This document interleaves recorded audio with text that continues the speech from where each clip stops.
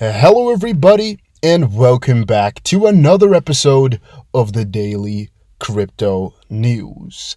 And now my big question of today is, would you share your crypto holdings with your parents or your children or just any of your siblings? If you don't have any, your friends, let me know in the comment section down below, because I'm actually really interested how you guys think about that type of stuff. So let me know.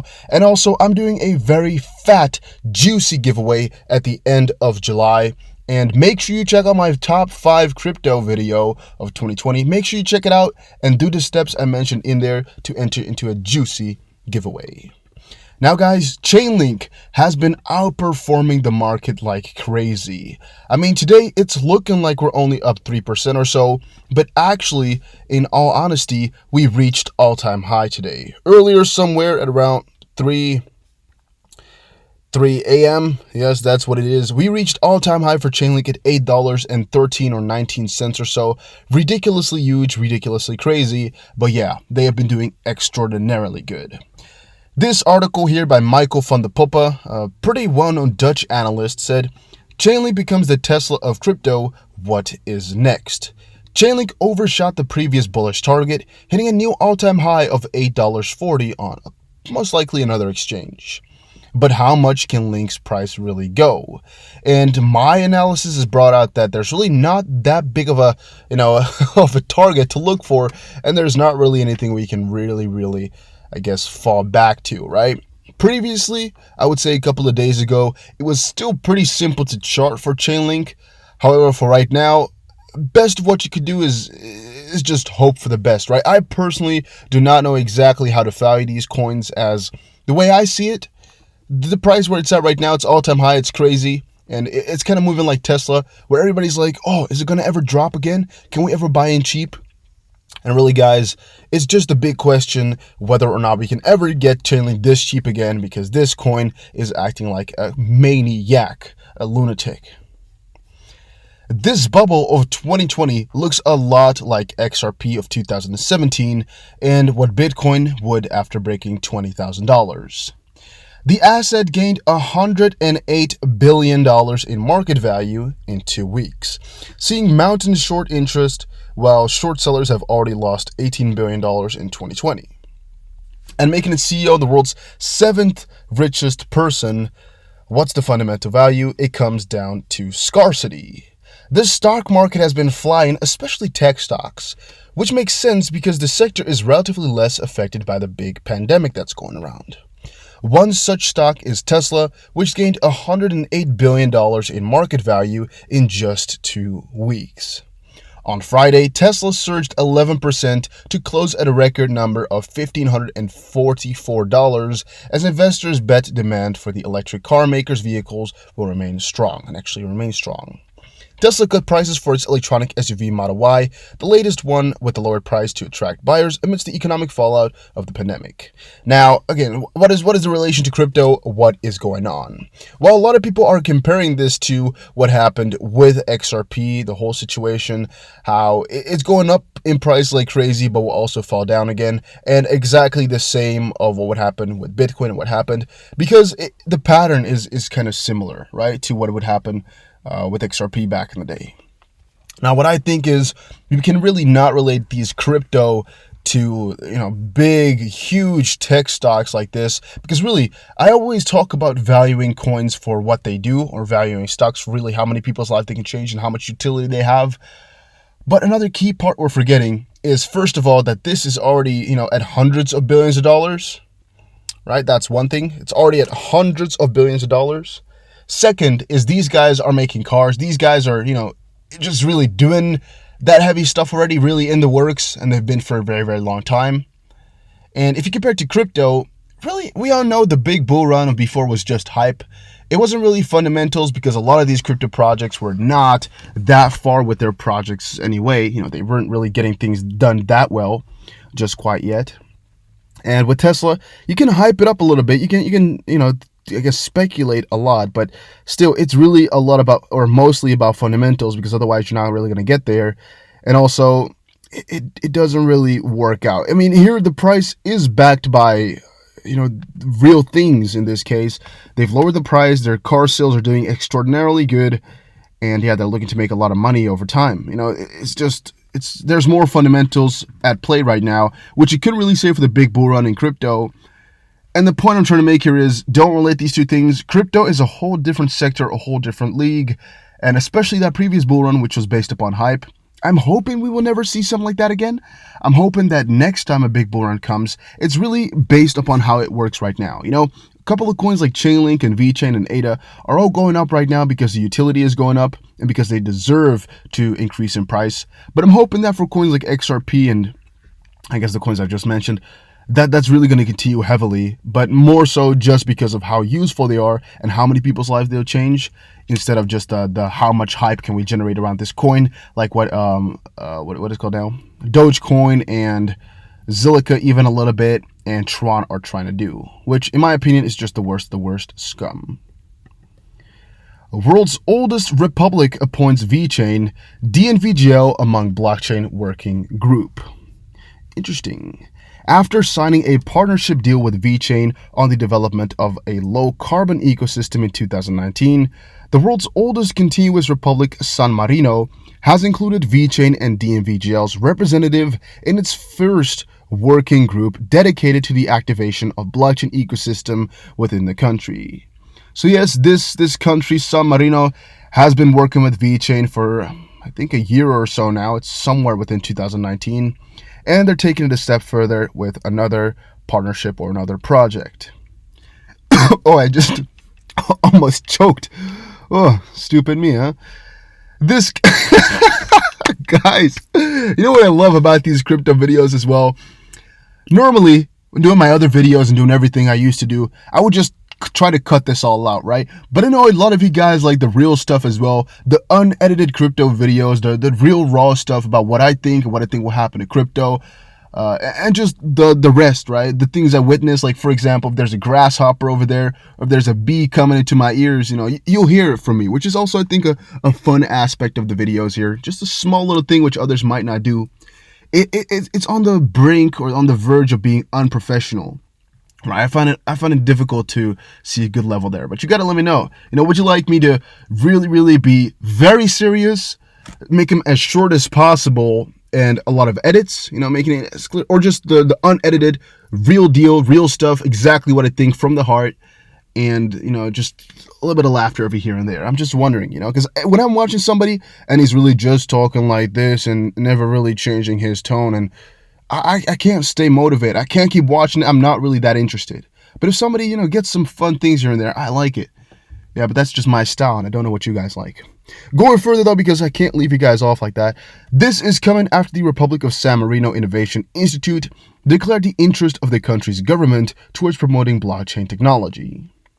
Members of the working group, according to the update, were selected from the scientific committee of an institute of people who have actively participated in the activities of the Institute as honorary members in recent times. So this is actually quite a lot of really, stupid extra stuff.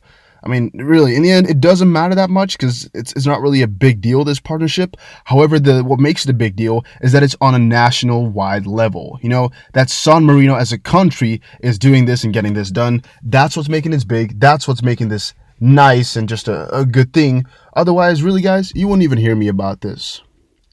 As listed in the report, the working group for now include Renato Grotala, a representative of DNVL and Vechain, Vincenzo Di Nicola, the CEO of Conio, a San Francisco-based digital asset management firm, and Sarah Nogler, the founder of Polyhydra, a blockchain, fintech, and forex-focused PR and marketing firm. Now, actually, if you read a little bit further, it does sound a little bit nicer. However, members of the working group were selected from the scientific committee. People who actively as honorary members. Like, what is that supposed to mean? Is that cool? They were selected as honorary members? In my opinion, no. But still, the people, they're big guys.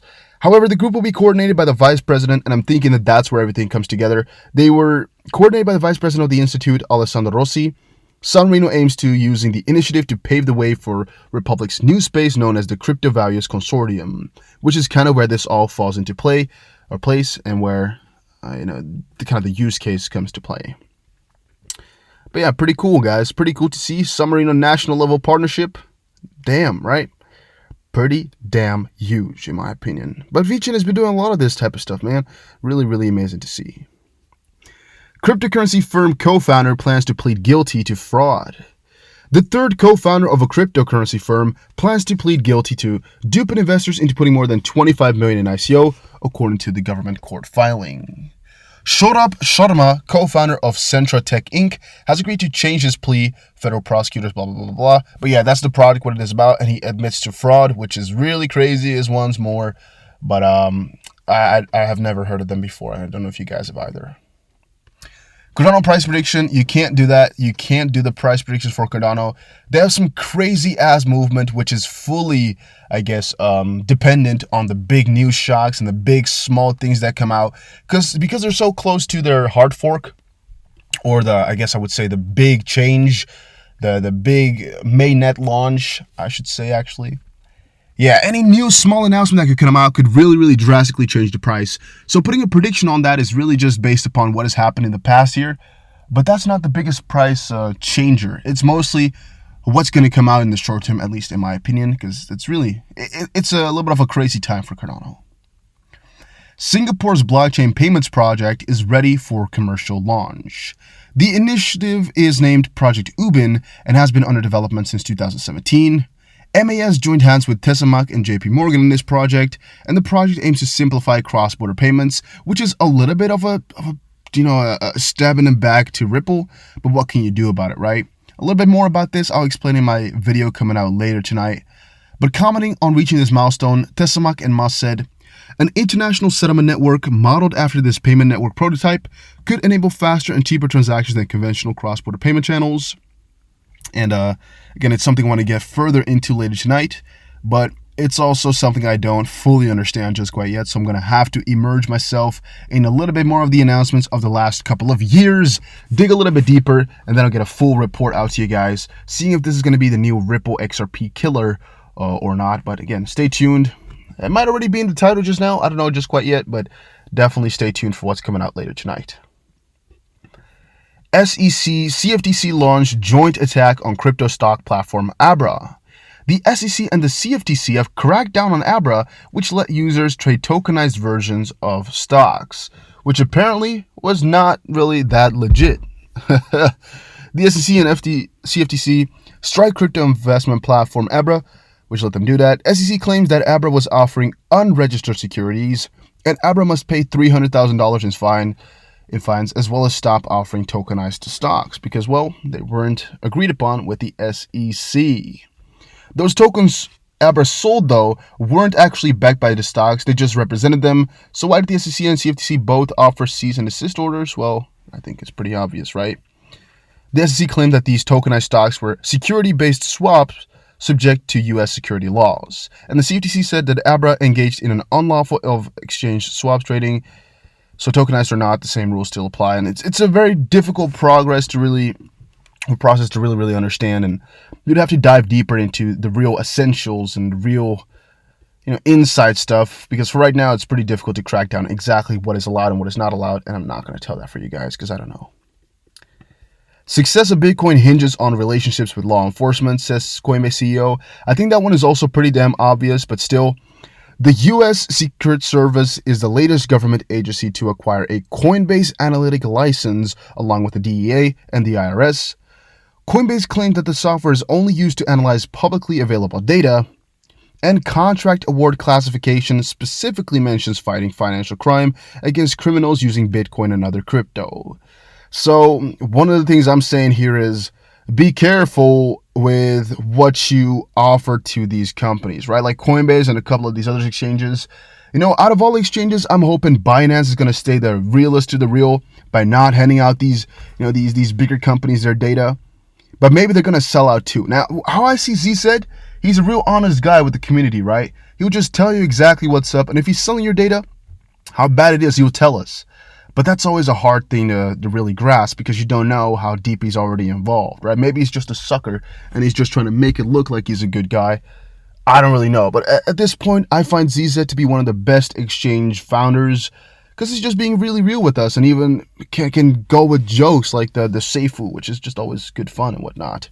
But yeah, a lot of people are talking about that right now because it's a little bit sketchy. You know, what's going on with the Secret Service here and their contract with Coinbase, and you know, what is all in it? What was it all about? I don't even know, but I think it's nothing really nice. But yeah, Coinbase Analytics back in hot water. The license provides the agency access to the tool for the next 4 years for a relatively low price of $200,000. The license expires in 2024, and only Coinbase was considered for the contract award, with other potential competitors only able to bid for future reference. This begs the question, what is Coinbase Analytics' advantage over similar tools on the marketplace that earns them this exclusivity? Yeah, I'm wondering as well, what do they know that the rest don't? And what are they selling here exactly? I don't know, but we'll see. Guys, hopefully you all just enjoyed this video. If you did, make sure you press the like button and subscribe, and I'll see you guys again in another crypto video. Take care, everybody, and have a very nice day.